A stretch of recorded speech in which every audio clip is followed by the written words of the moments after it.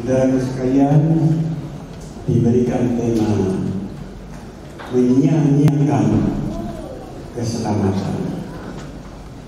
Diberikan tema ini mengingat terkadang di kalangan Kristen rumongso merasa sudah percaya Tuhan, apalagi sudah dibaptis, menjadi anggota gereja, sudah memperoleh keselamatan itu.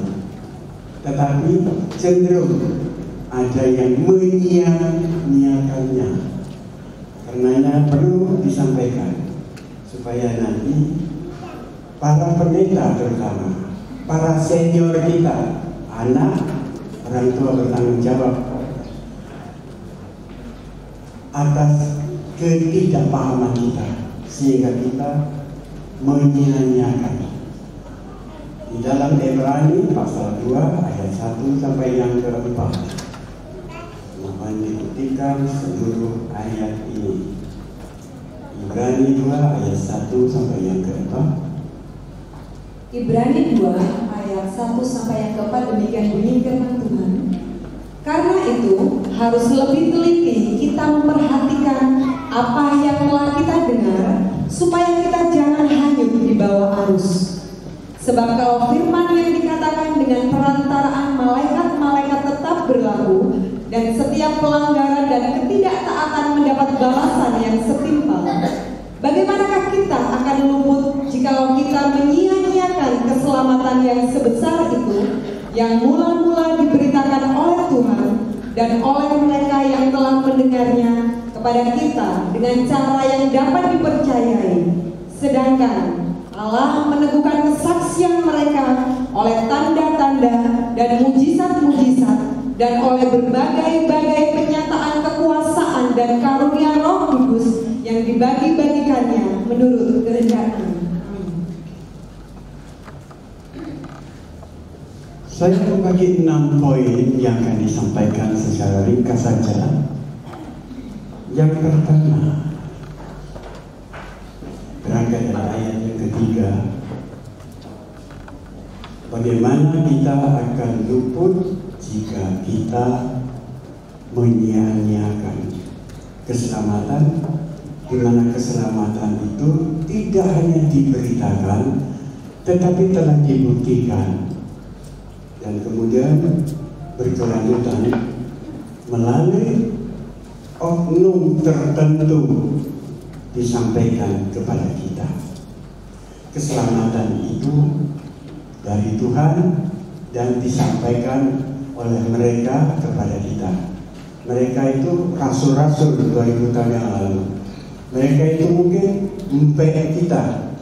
Mereka itu mungkin Pak Lek kita. Mereka itu mungkin mbok kita. Mereka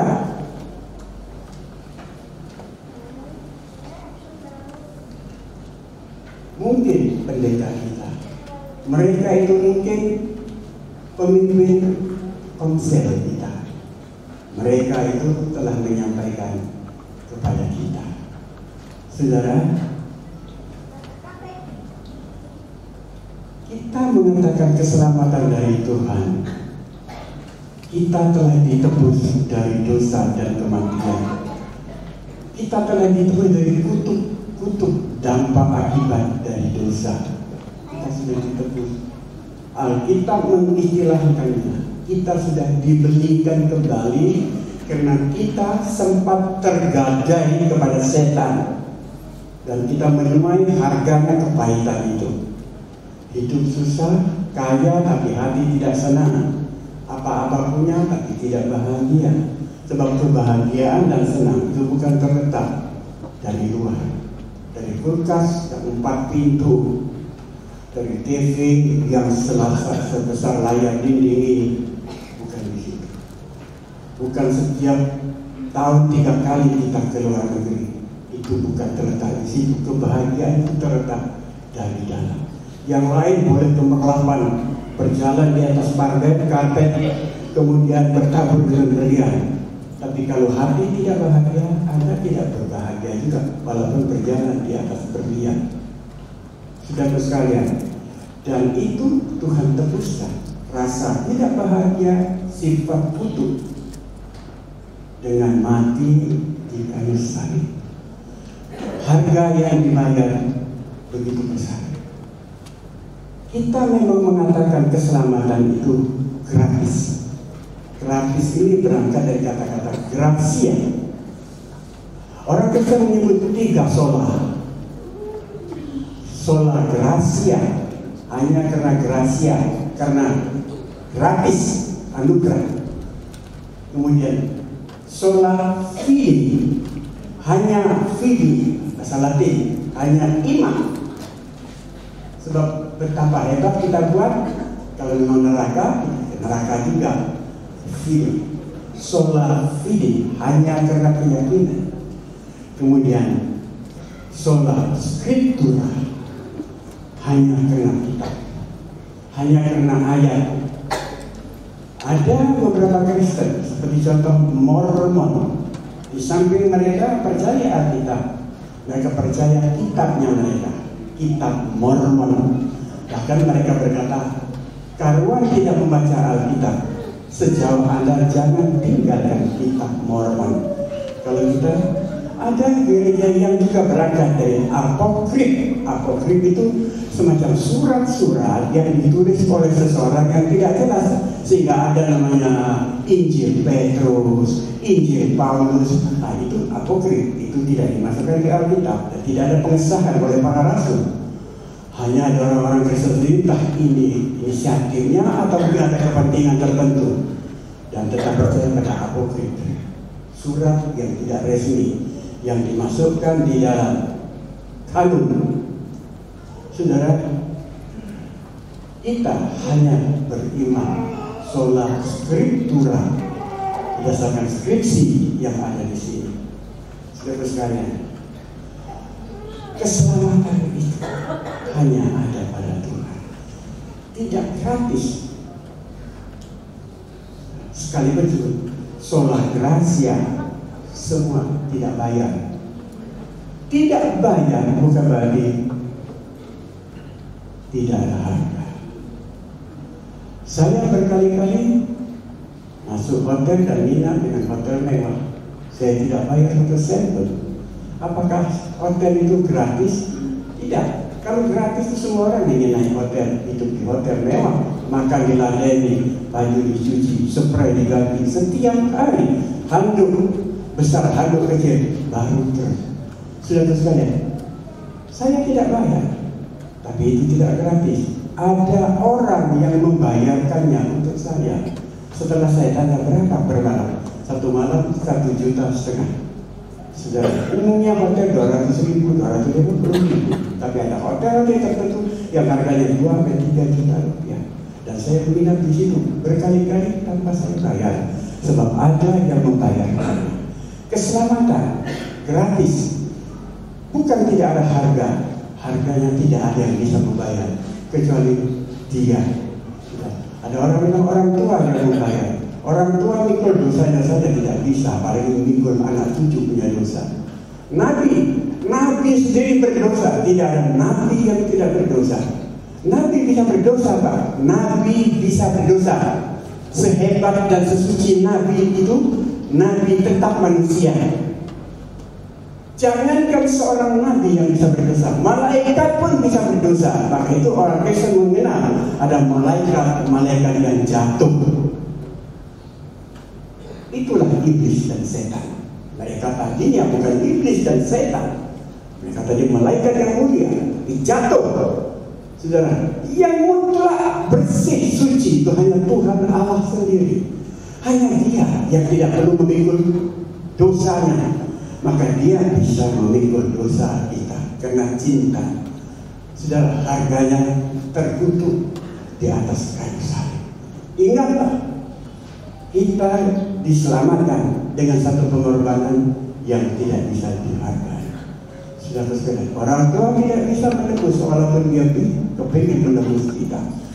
Saudara, orang tua yang baik dan itu adalah hati orang tua berkata, aku boleh miskin, anakku jangan miskin. Itu hati orang tua. Aku boleh gagal, tapi anakku jangan gagal. Aku boleh menjadi tukang batu yang kerja keras, keringat, panas kalau bisa. Anakku jangan kerja yang lain. Sebab jadi tukang batu, sudah kerjanya sangat berat. Tapi kita butuhkan, tanpa tukang batu Anda tidak punya gedung dan Anda tidak punya rumah. Saudaraku sekalian, jadi ayah ibu rela kerja keras bahkan mati demi anak. Yesus dikatakan lebih dari itu. Saya ingin berkata kepada saudara, saya belum pernah mendengar ada seorang yang begitu cantik, indah, matanya berkelip, bagaikan mutiara, bagaikan kristal, mengkilat hijau. Suatu saat anaknya cacat mata dan berkatalah ibu yang baik, dokter, mata saya yang satu ini, kasih saja pada anak saya, supaya walaupun saya punya mata cuma satu, tapi paling tidak anak saya juga punya mata untuk melihat. Saya belum pernah mendengar ibu yang sebaik itu. Saudaraku sekalian, ada ibu, ada ayah bisa memberikan ginjalnya kepada anak. Sebab apa? Sebab ginjal itu dua. Sebenarnya manusia bisa hidup hanya dengan satu ginjal, tapi Allah baik berikan dua ginjal, satu untuk sehat. Jadi saudara yang hanya punya satu ginjal tidak perlu takut.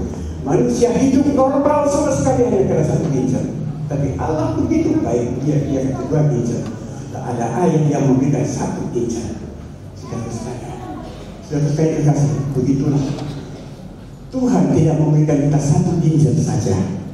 Tuhan tidak hanya memberikan satu mata, dua mata sekalipun.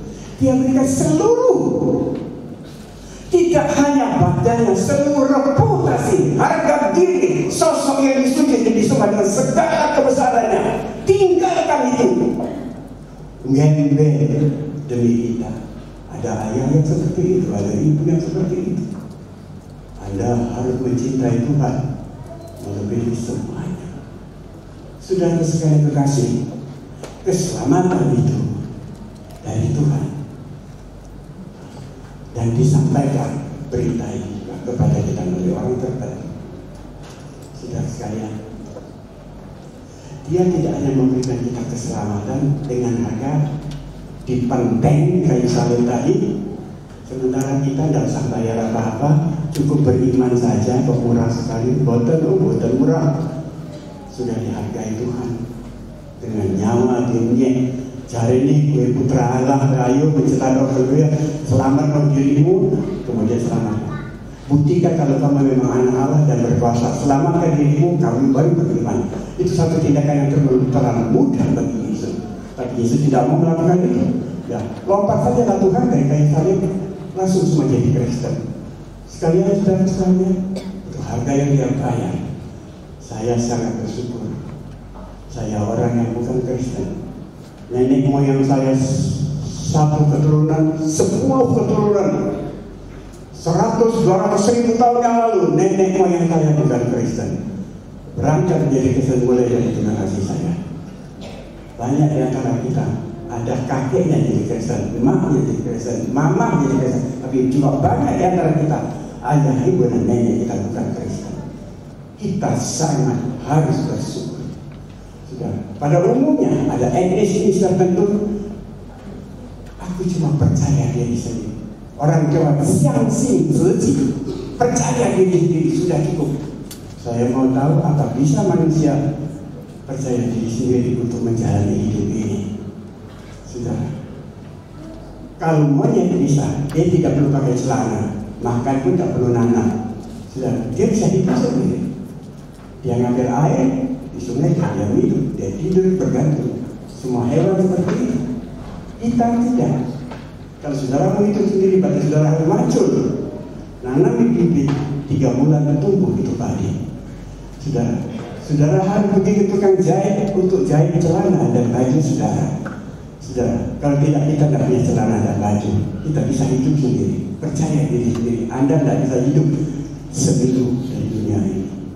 Kita punya rumah, kita bisa bayar miliaran, tapi kita tidak bisa membangun rumah kita sendiri.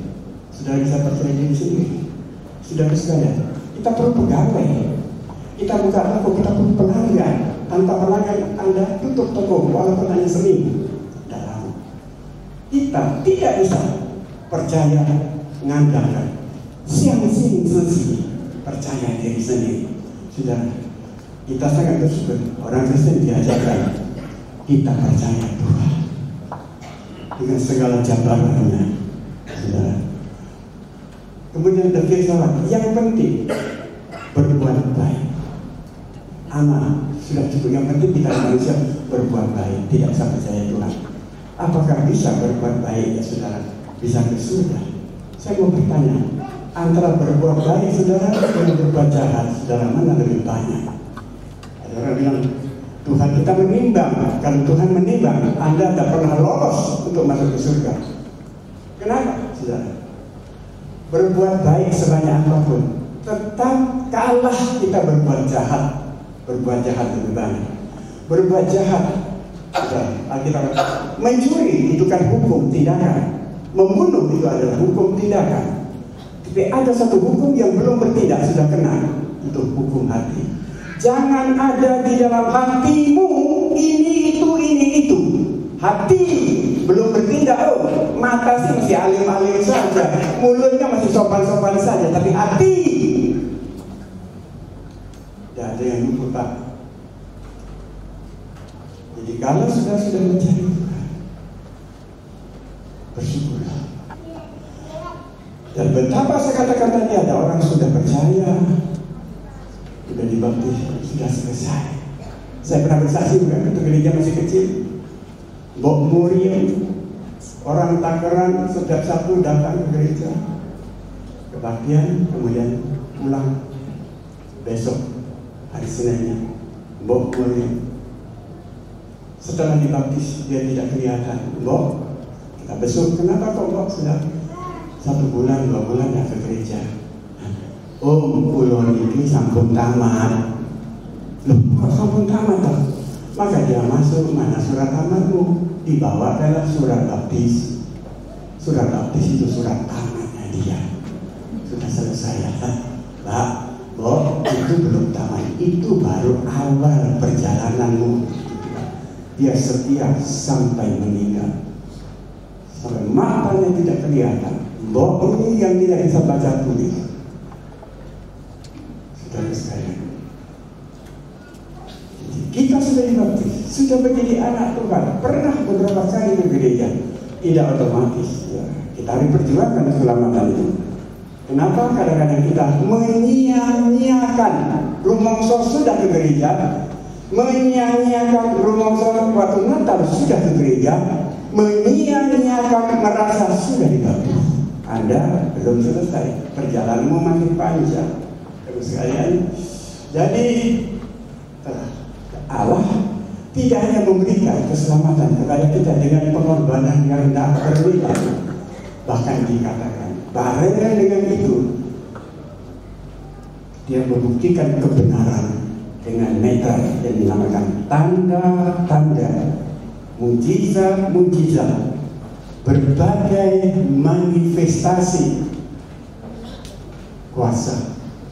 Saudara, waktu anak kita sakit, dokter pada kebingungan, belum menemu apa penyakitnya. Kita mengambil tindakan. Kalau memang belum waktu Tuhan, ada mujizat kesembuhan.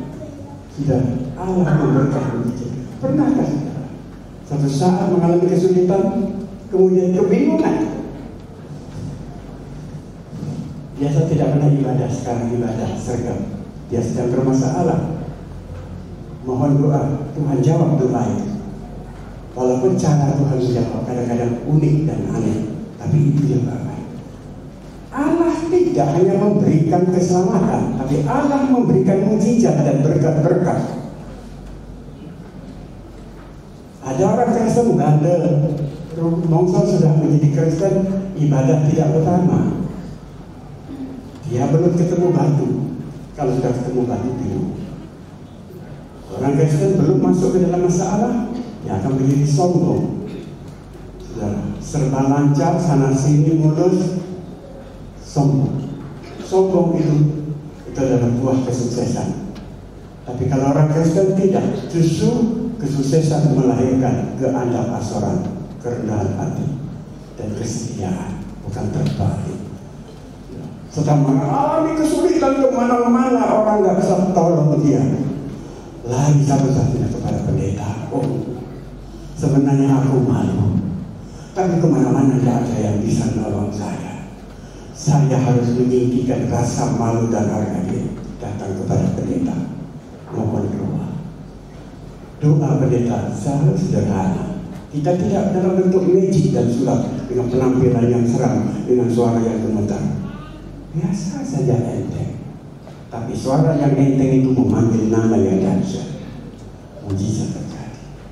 Allah tidak memberikan penebusan tok, tapi Allah memberikan tanda-tanda, keajaiban, mujizat-mujizat, berbagai pernyataan kuasa dan Roh Kudus. Allah berikan. Tapi kalau masih bandel, hati-hati. Saya tidak mau anak saya hanya karena bandel, tidak hanya pentok batu, tapi ditimpui batu. Dan itu bisa terjadi. Itu bisa terjadi. Kalau memang Tuhan masih sayang kita, itu masih terjadi. Ditimpui batu. Nih, saya sampai ingat satu kali dalam seminar, saya mengajak Mas Koko waktu itu. Puncak Jakarta, seminar tentang yayasan. Sponsornya Ciputra, insinyur yang memiliki bumi-bumi Ciputra, hampir di seluruh Jawa ini ada. Orang Manado, Tiongkok, dia bersaksi Ciputra. Saya ada foto sama dia. Saya waktu diberkati Tuhan, Tuhan lempar berkat. Tuhan lempar sukses, saya pungut sukses. Tuhan lempar untung, saya pungut keuntungan. Tuhan lempar mujizat, aku pungut mujizat yang biaya. Tapi belum pernah aku menoleh ke belakang atas. Siapa yang melemparkan berkat? Siapa yang melemparkan mujizat? Siapa yang melemparkan kesuksesan? Aku tidak pernah melihat. Aku hanya menunggu. Satu kali Tuhan melemparkan saya batu, barulah saya melihat ke atas. Siapa yang menipu dia?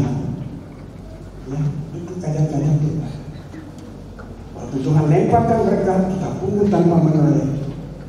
Tuhan lempar sukses, kita pungut tanpa menoleh.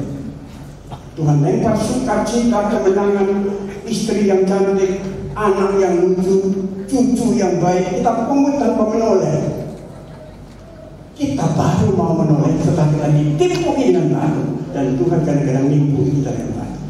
Supaya ngerti bahwa aku yang menurunkan berkat-berkat itu selama ini. Saudara sekalian, tanda-tanda Tuhan berikan di samping keselamatan. Kenapa? Karena ada hukumnya. Tuhan memberi kepada semua orang yang mau. Saya rasa semua saudara, nafas yang kita tarik hari ini itu dari Dia. Dia bagi-bagi.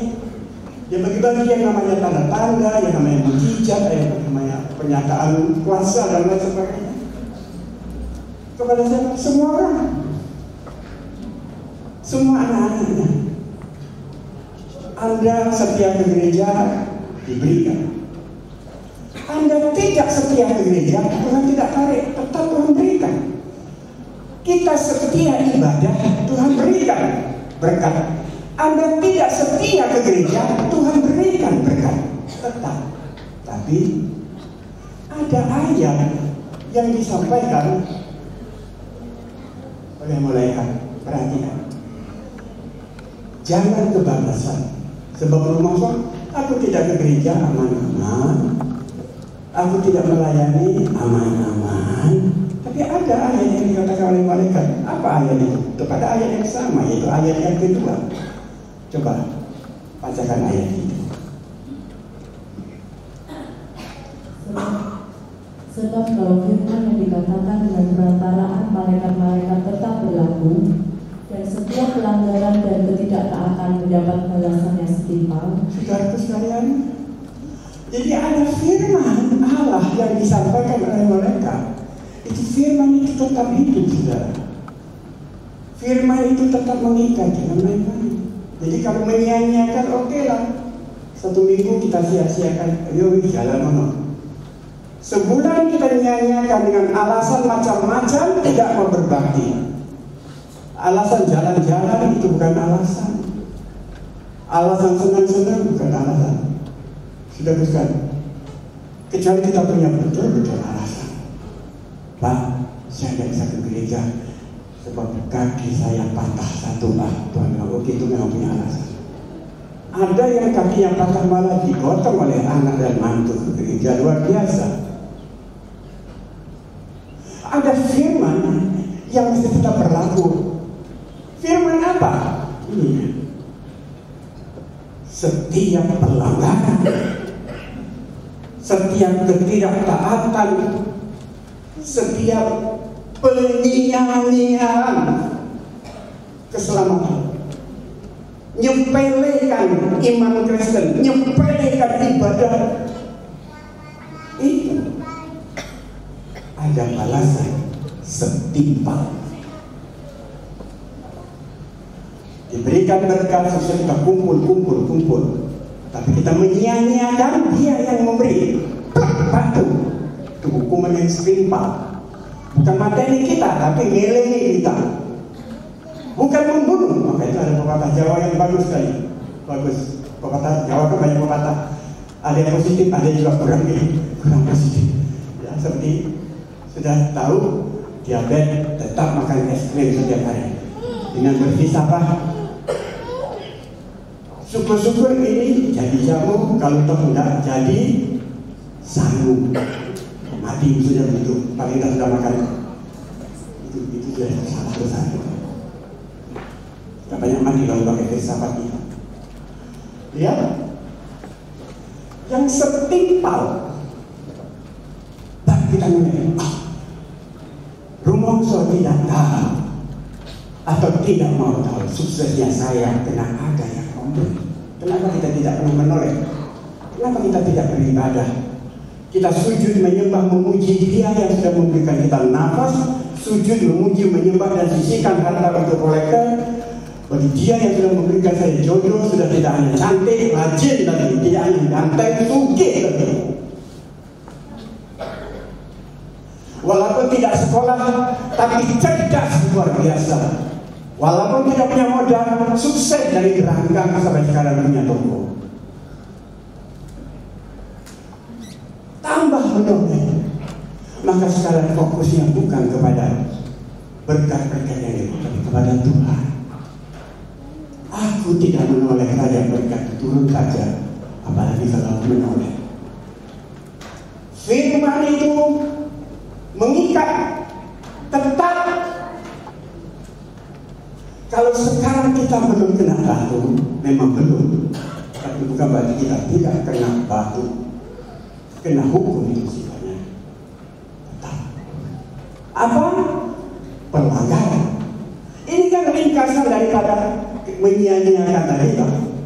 Menyia-nyiakan dalam bentuk pelanggaran, ketidaktaatan dan lain-lain, itu dapat pembalasan.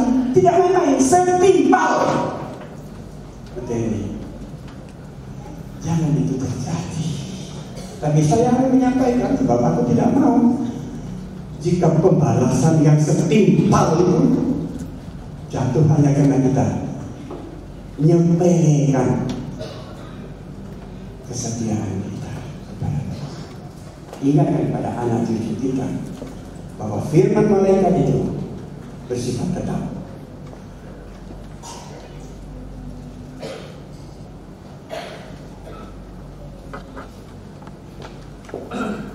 Karena disediakan.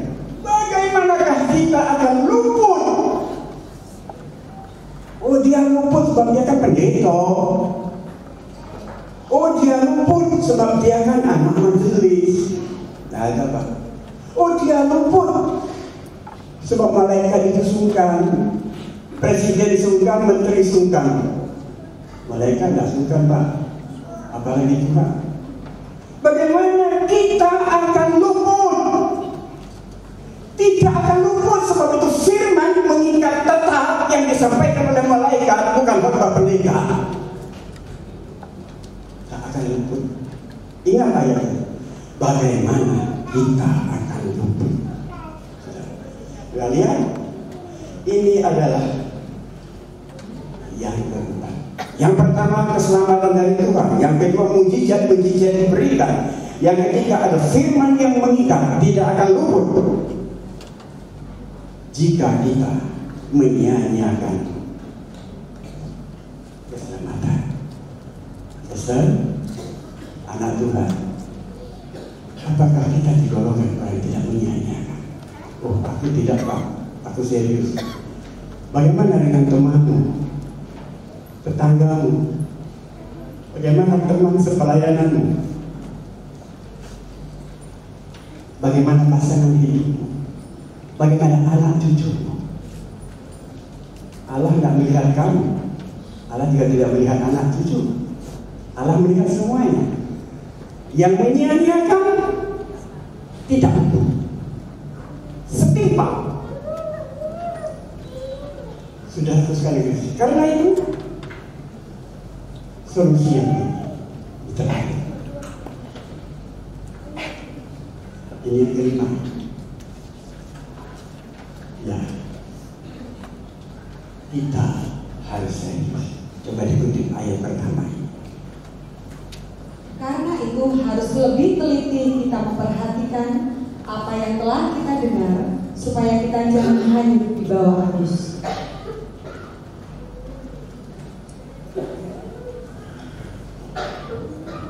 Karena itu, dan pun, karena itu, setimpal kenanya. Karena itu, tidak sia-sia. Karena itu, harus lebih teliti dan memperhatikan. Saudara, maksudnya lebih fokus. Kristen lebih Kristiani.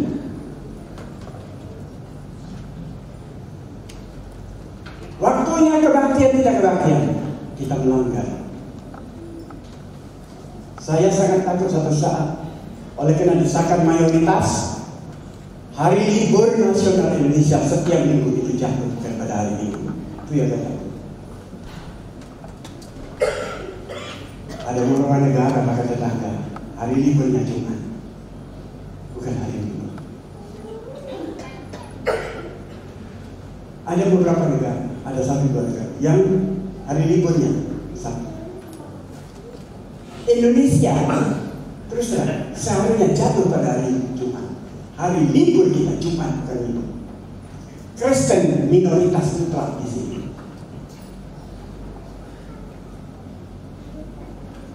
Anda diberikan hari Minggu, tidak ngomong suara rasa syukur. Sudah, kita menuju kepada hukum Eropa yang dibawa oleh Belanda. Hari Minggu. Dan sejak itu tidak berubah sampai hari ini. Yang saya takut, Tuhan bilang, hari Minggu saja sudah saya berikan melalui tangan hukum ini, hari yang resmi, hari libur, hari istirahat. Karena orang Kristen harus istirahat hari ibadah. Sudah tahu? Dalam bahasa Tionghoa jelaskan. Li Pai Tian. Tian itu hari, Li Pai itu ibadah. Li Pai Tian itu hari ibadah. Li Pai Pai San Pai Sen. Li Pai Tian Li Pai.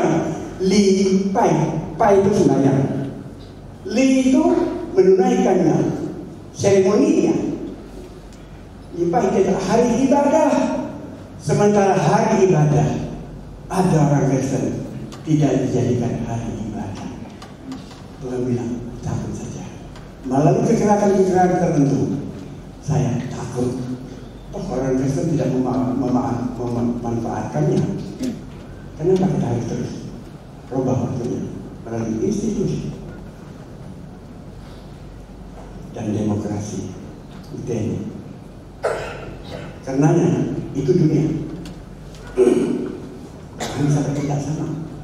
Kalau orang Kristen harus siapkan hari Minggu. Kalau tidak, kenapa kita harus kasih hari Minggu? Kasih saja hari biasa. Bisa Senin, bisa Selasa, bisa Rabu, bisa Jumat, bisa Sabtu hari Minggu. Kalau sampai itu terjadi, kita baru mengugat Tuhan. Kalau Tuhan izinkan itu terjadi, Tuhan bilang kembali kepada kamu. Kamu menyia-nyiakannya. Karena itu firman Allah berkata, harus lebih fokus supaya tidak hanya waktu kerja fokus, waktu ngomong anak fokus, waktu mendidik sebagai guru fokus, tetapi sebagai Kristen fokus sebagai Kristen. Itu solusinya supaya jangan terjadi hukuman yang setimpal itu jatuh kepada kita. Jangan sia-siakan kesempatan keselamatan. Sekarang kita sedang berada di ruang tunggu. Bandara menunggu keberangkatan. Ada dua sistem yang diberikan untuk menunggu. Yang pertama, sistem pertama dalam negeri. 1 jam sebelum kapal terbang, Anda sudah check in. Anda sudah datang 1 jam sebelum berangkat. Yang kedua, 1,5 jam itu biasa ke luar negeri. Kamu sudah ada, nama sudah dicek. Kamu sudah punya tiket, tapi belum check in, belum daftar. Aku teko. Maka kamu dapat tempat duduk nanti. Kalau tidak, kamu tidak dapat tempat duduk. Tiket cap nomor sekian 41 A, nomor 3 B, 1,5 jam lagi. Ada bandara yang menyenangkan, bisa belanja uang mewah, ada yang bisa berenang malah. Nunggu sebab kita terbang lama. Tapi memang ada bandara yang sangat membosankan. Seperti dulu bandara Solo kayak gudang, aduh mah. Sekarang sudah mewah kok. Jadi kita pergi tengah-tengah, tapi kita tunggu. Pesawat itu bisa delay, bisa terlambat 1 jam, 2 jam, dan ada yang on time, ini tempat waktu. Silakan, tapi kita sudah ada. Kita tidak mau tiket yang berangkat ke Amerika 500 juta harganya. Kemudian kita terlambat, menyia-nyiakan. Kemudian pesawat berangkat. Kita tidak ada di tempat, padahal kita hanya terlambat 5 menit saja. Pesawat tidak akan tunggu dan kembali datang hanya menunggu saudara 1 orang karena terlambat 5 menit. Saya sudah beli tiket. Rencana perjalanan saya sudah 3 bulan.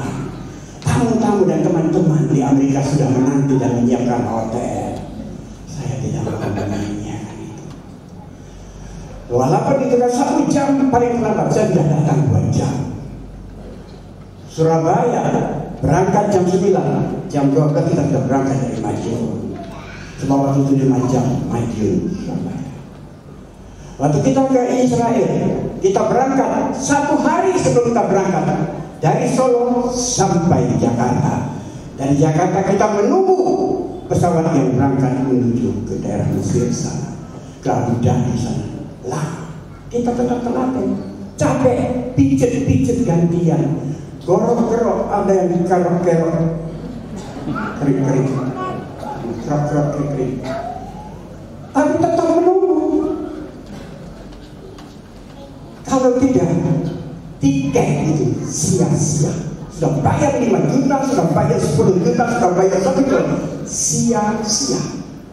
Kita nyanyiakan lagi. Mau makan sebentar, dolan sebentar, lihat-lihat sebentar, pesawat berangkat. Sudah selesai, kita tunggu.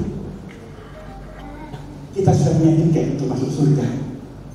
Tapi kalau kita sia-siakan, terlalu banyak fokus kepada duniawi, kita ketinggalan dan tidak kembali.